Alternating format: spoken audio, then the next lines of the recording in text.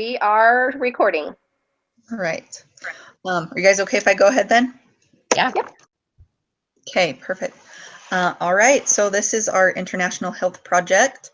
We're going to focus on gender-based violence in the Maylaw camp, and that's in Thailand. We've planned an intervention for empowering refugee women, and our group's name is Sisters for Safe Camps. And can we just say we're group 6? I don't know if that matters. Yeah, we're group 6. So the problem is, next. So it's referred to as sexual and gender-based violence, and there are a lot of health disparities that refugees are faced with today, but the most disturbing perhaps is the amount of sexual and gender-based violence against refugee women, allegedly committed by paramilitary personnel and soldiers, according to the CDC. This kind of violence has also been known to be committed within refugee groups themselves. This violence appears to be trending among many refugee camps, but we'll be focusing on the Maylaw camp in Thailand. Much of this violence goes unnoticed and unreported. Many people within the culture tend to keep it private. Unfortunately, for a lot of these women, it's not a matter of if the violence will happen, but more a matter of when the violence is going to happen to them. Next. According to the CDC, the brutality of such sexual violence has resulted in unprecedented rates of trauma, physical injury, including fistula, pregnancy, infertility, genital mutilation, and HIV, AIDS, and other sexually transmitted diseases. Next. Okay, so our solution to this problem, next.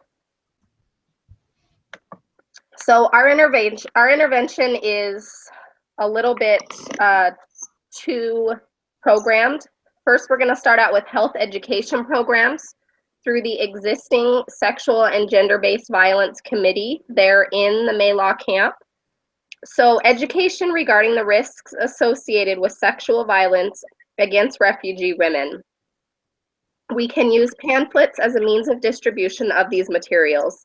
This includes the spread of HIV/AIDS, as we spoke about earlier, and other sexually transmitted diseases. These affect not only the women, but the perpetrators of the violence as well. Next. Okay, so our second part of this is leadership and ambassador training. We want to work closely with leadership and ambassadors at the local camp level. We will be able to implement training to assist them in dealing with sexual and gender-based violence. We need to identify systems to help identify those at risk of sexual and gender-based violence in order to provide additional resources. And we need to have preventative measures to aid those at risk. We can identify individuals who would be good ambassadors of a sexual and gender-based violence support program. These could include previous members of the camp and those who have survived sexual and gender-based violence.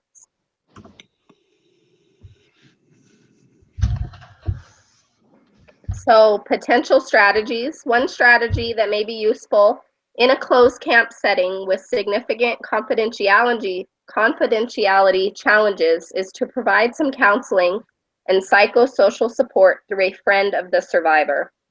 For example, if a survivor does not want to report an incident of sexual and gender-based violence, we can offer to indirectly and anonymously provide information about support services to the survivor's friend.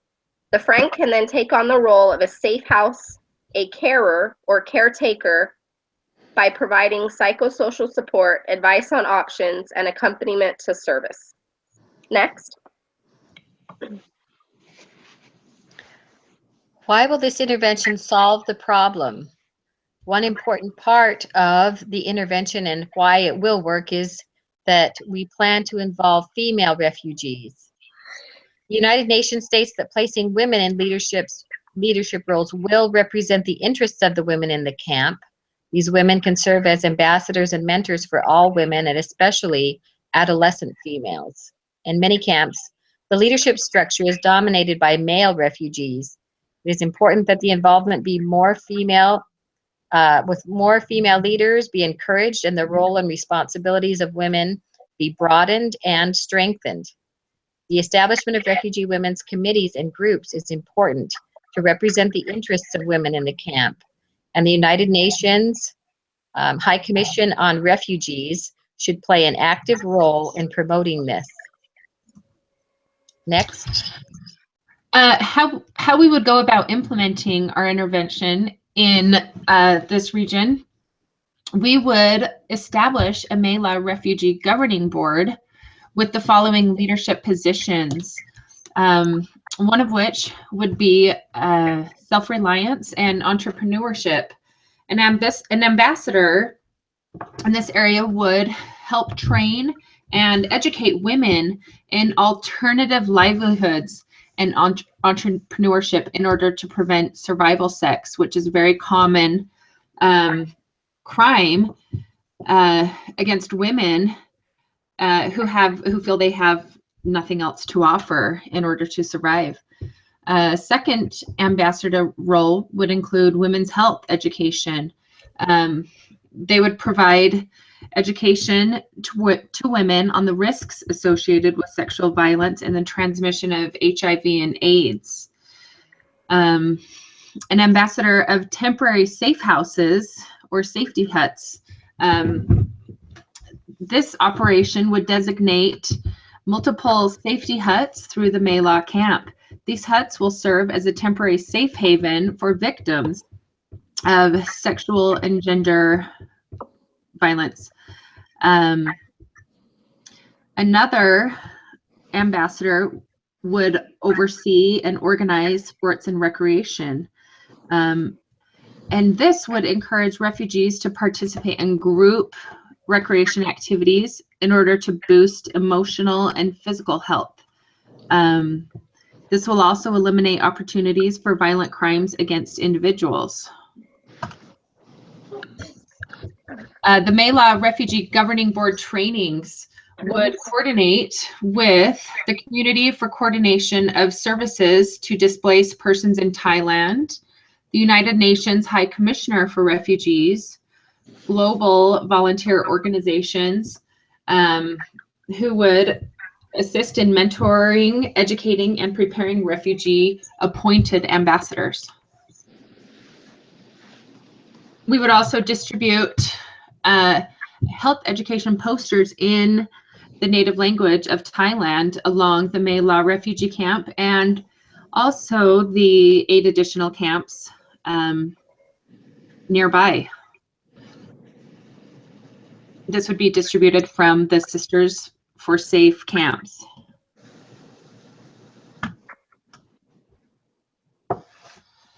There is no tool for development more effective than the empowerment of women. This was said by Kofi Annan.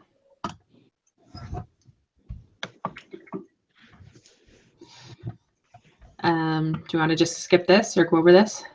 Yep, I think we're done. I think we're good. I think that's the end of what we have for now. Yeah. Okay.